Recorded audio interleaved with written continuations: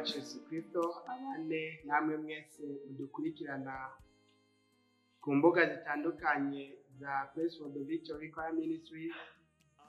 Ubona amahoro by'umwami wacu Yesu Kristo bibane namwe. Tunejejwe ko ano masaha kuza imbere yanyu kugira ngo tuyage kuco ijambo ry'Imana rivuga ku ngingo zitandukanye. Mu gihe twerekeza ku mateka n'amaherezo y'inosi yacu, biradusaba umwiteguro, kandi uwo mwiteguro tubashe kugerako ni ngombwa ibyanditswe byera bibashe kubigiramwo uruhare. Uyu munsi dufitaniye icigisho cyiza kandi cyiza cyane, ariko imbere y'uko ndabamenyesha umutwe w'ikigwa tugiye gukurikiranira hamwe, mu ngundire duce bugufi maze duhumbike amaso yacu dusenge. Data uwera nyen'ubuntu bwinshi, tunejejwe n'imbabazi zawe wagiriye umunyabyaha maze ukemera kumucunguza amaraso y'umwana wa Yesu Kristo, izina ryawe ryubahwe. Turengutse imbere yawe nk'ubwoko butagonda ijosi, ariko twifuza guhindurwa nawe. Turagusaba tukwinginga kugira ngo Mwemu wawe yera avuge n'imitima yacu twese, maze ku iherezo rya byose twiyegurire Kristo, maze tubashe kuhora tubaye umwana wiwe ibihe byose. Tubisaba Imana mu izina rya Yesu. Amen. Bagenzi, tunezejwe ubugira kandi no kuza imbere yanyu kugira ngo tubashe kuyaga, kandi imbere y'uko tuyaga hariho amajambo nifuza y'uko dusoma. Iryo jambo ry'Imana tuyisanga mu gitabo cy'umudogiteri umwe mu badogiteri ba kera bita Luka. Yanditse ubutumwa bwiza mu gice cya 14 wereka umurongo waho 28, handitse amajambo avuga ngo: ninde muri mwebwe agomba kubaka umutara w'amatafari muremure, niyo banza kwicara akarimbura igitigiri c'amahera yoyubaka ngo amenye yuko afise ayo bunonosora, izina ry'Imana icubahiro. Ninde muri mwebwe agomba kubaka umutara w'amatafari muremure, niyo basha kubanza kwicara akarimbura igitigiri c'amahera yobubaka ngo amenye yuko afise ayo bunonosora. Iki ni ikibazo, kandi mu bantu bose bo muri kino gihe cacu ibi bintu babikorerako. Muri business zisanzwe abantu tugenda dukora, tuzirikana neza yuko hariho ibintu bategerezwa kwisunga. Muri ivyo bintu bisunga harimo ivyuko bategerezwa kuba bafise ingenga mafaranga, maze ingenga mafaranga ikabafasha kumenya ati mbega uno mugambi ntanguye nzobasha kugera ku musozo wabo. Ni nako rero ivy'agakiza n'abigeno ubwacu bisanzwe byubatse. Imbere yuko umuntu atangura urugendo gusanga Kristo, kandi imbere yuko atangura kubyinjiramo ngo abashe kuba umuntu yemerwa n'Imana 100%, Imana yamusaba kubanza kwicara ngo abanze yihweze icyo imusaba kugira ngo abashe gukurikira umusaraba wa Kristo no kwizera igitambo Imana yamukoreye. Nivyo koko umuntu ubwira nk'idolari kabimusaba kuba yaramaze kurarika n'ijwi rya Mwemu rivuga n'umutima wiwe, ariko kandi ivyo ntabwo bibuza umuntu wese yakiriye agakiza kubanza kwicara akaraba ati mbese ibyangombwa byose kugira ngo mbashe kuba nujuje ivy'Imana igomba noba ndabikwije. Nimba ntabikwije ni hehe nobasha kubikura? Mu vyigwa tuzogenda twiga tuzogenda tubona aho ivyo bintu byose bikomoka. Imana ibaho umugisha mu izina rya Yesu. Icigwa cy'uno munsi tugiye kwiga ni ikigwa kivuga ngo kwikorera umusaraba wa Kristo. Kwikorera umusaraba. Igihe cyose tuvuze umusaraba, abantu twese twumva ibintu bitandukanye. Nyamara muri ivyo byose hariho ijambo rikomeye cyane ryanditswe n'umuhanuzikazi w'Imana bita Ellen G. White. Yavyanditse mu gitabo bita Heavenly Places kuri page ya 300 kuri paragrafe ya mbere mu gitabo cy'icongereza. Yanditse amajambo avuga ngo icigisho kigoye kandi kinagumye cyane, kwigisha no kwitanga k'umuntu Imana ishimwe cyane. Iyo hageze ku kwitanga k'umuntu, umuntu wese aricara akongera agatekereza maze agasanga umenge ibyo bimusabwira ngo abashe kwitanga ntabwo akwiye kubyuzuza. Ugasanga benshi bafata umwanzuro mubi kandi mubi cyane bagasubira inyuma ntibabashe kubandanya urugendo. Igihe rero ibyo byose biriko biravugwa turakeneye kumenya none mbega se umusaraba ni iki? Tugiye gusoma mu gitabo cya Matayo igice cyaho cya 10 turasoma ku murongo wa 34 gushika ku murongo wa 39 handitse amajambo avuga ngo Yesu Kristo wenyine ubwiwe avyivugiye yavuze amajambo agira ati mwoye kwiyumvira ngo naje gutera amahoro mu isi. Sinaje gutera amahoro atari inkota, kuko naje guteranya umwana na se n'umukobwa na nyina n'umukazana na inabukwe, kandi abansi b'umuntu bazoba aho mu rugo rwiwe. Ukunze se na nyina akabandutisha uwo ntaba nkwiye, kandi ukunze umuhungu wiwe cyangwa umukobwa wiwe akabandutisha ntaba nkwiye, kandi utikoreye umusaraba wiwe ngo ankurikire ntaba ankwiye.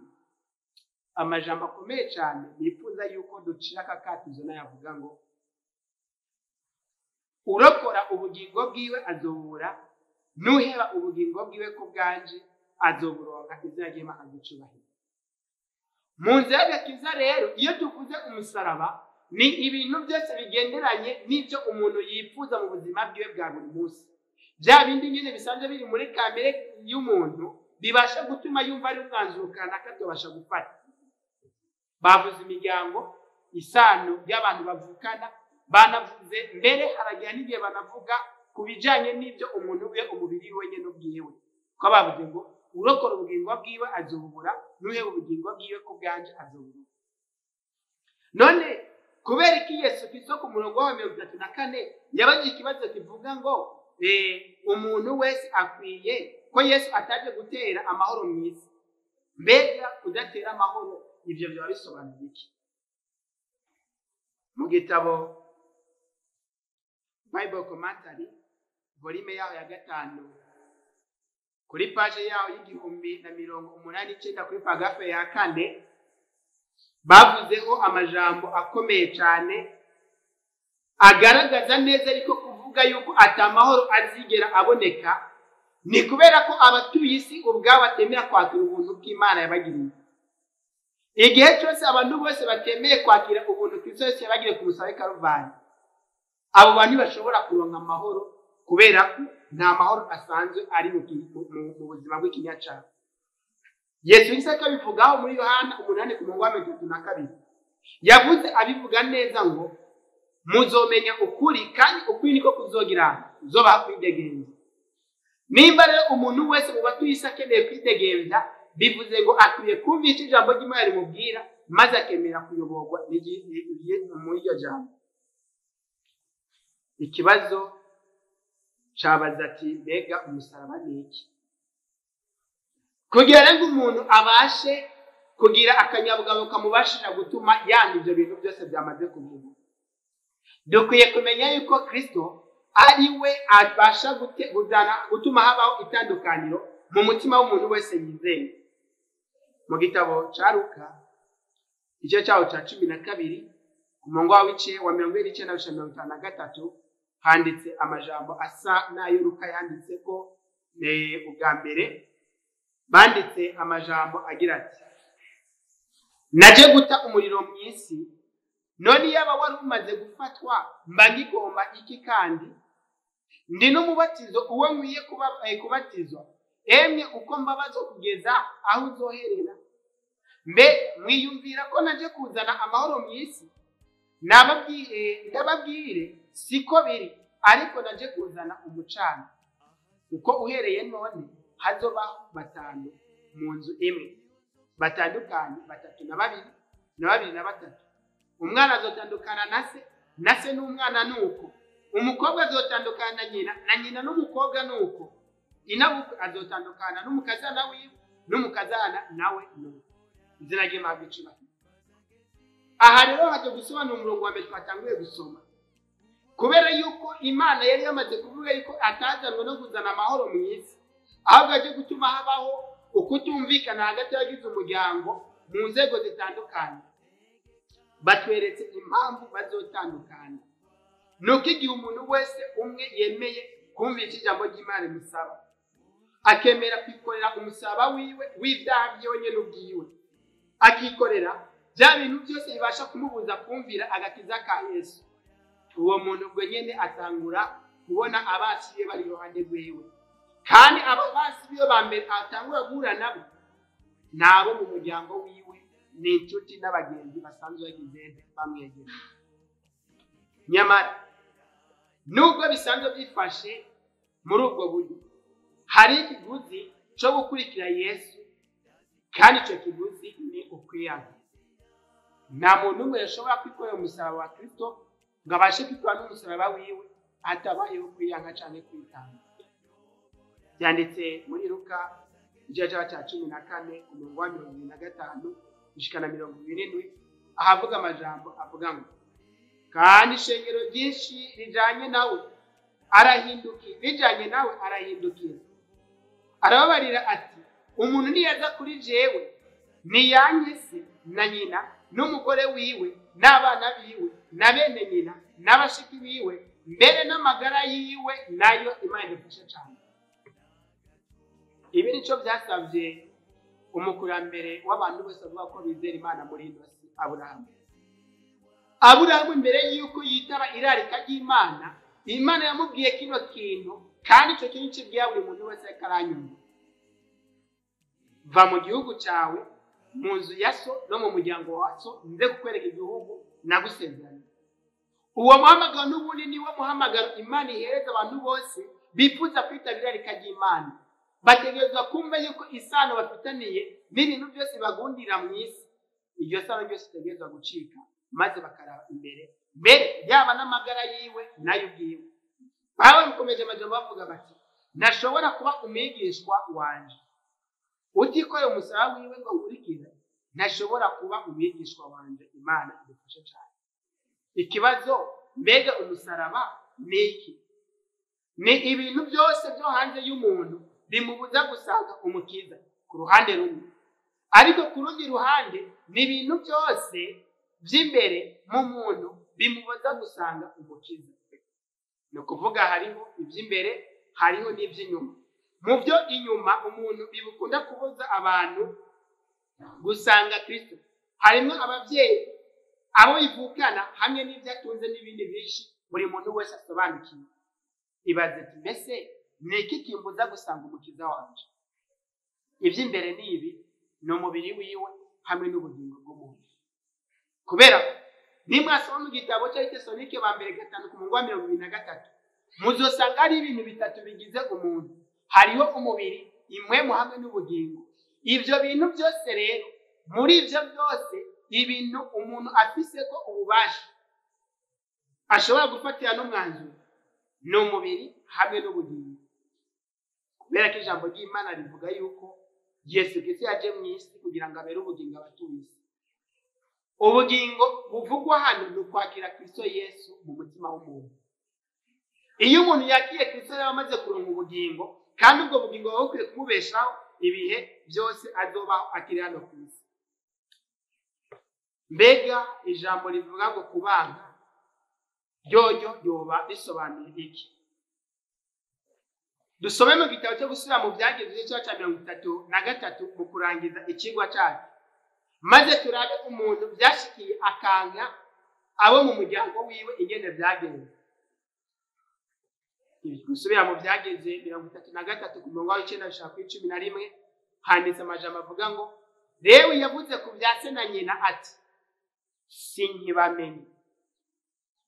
Impamvu Lewi ataba akimenya abo umuryango wa se, nuko igihe cyagize umuryango wa se bagasenga ibigirwamana, ariko Lewi wewe n'urubyaro rwiwe bahagararira Imana n'isezerano ryayo. Ibyo byatumye atakibasha kumenya basi nawe bavukana. Barakomeza bavuga ngo nawe bavukana ntabemera, cyane ngo anamenye n'iby'abana biwe ubwiwe. Imana ifashe cyane. Ibaze ikintu bigusaba yuko n'abana bawe igihe batemeye kugenda mu murongo w'ukuri, ubasha gutuma nabo nyine ubwabo ubareka bagafata umwanzuro wabo nk'uko bibereye, mugabo ugakomeza inzira yawe. kuko abarewi bakomeje ijambo ryawe bakitondera isezerano ryawe izina ry'Imana icubahiro. Ni ahantu bifatiye rero no gukomeza ijambo ry'Imana hamwe no kuzirikana no kwitondera isezerano ry'Imana.